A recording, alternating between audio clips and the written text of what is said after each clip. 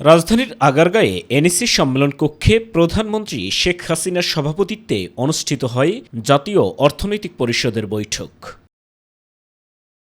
বৈঠক শেষে সংবাদ সম্মেলন করেন পরিকল্পনামন্ত্রী আব্দুস সালাম।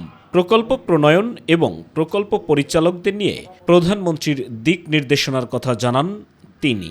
উপজেলা ভিত্তিক কোনো আমরা না করে আমরা জেলা ভিত্তিক করি। জেলা একটা হোলসাম ইউনিট, বড় ইউনিট, প্রশাসনিক ইউনিট, উন্নয়ন সব কিছু। জেলার শক্তিশালী একটা আমাদের স্তর, প্রশাসনিক স্তর।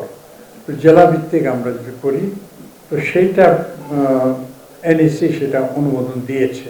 প্রকল্প গ্রহণ, বাছাই, বাস্তবায়ন শুরু করার পরেও দেখা যায় বিভিন্ন আনুষঙ্গিক কারণে প্রকল্প রুগ্ন হয়ে যায়।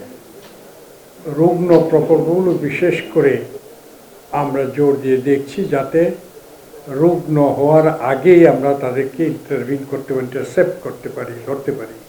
নতুন বছরের উন্নয়ন বাজেট হিসেবে 2,65,000 কোটি টাকার এডিপি অনুমোদন দেয় এনইসি।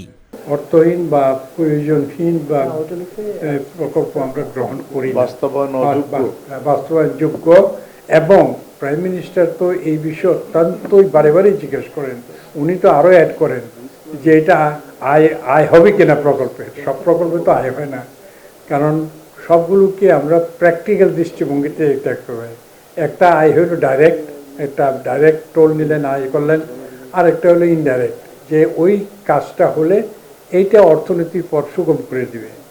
দেশ ও জনগণের স্বার্থ বিবেচনা করেই আগামীর প্রকল্প প্রণয়ন করা হবে বলে বৈঠকে সিদ্ধান্ত হয়। সিদ্ধান্ত নিতে পারে সব বিবেচনা করে।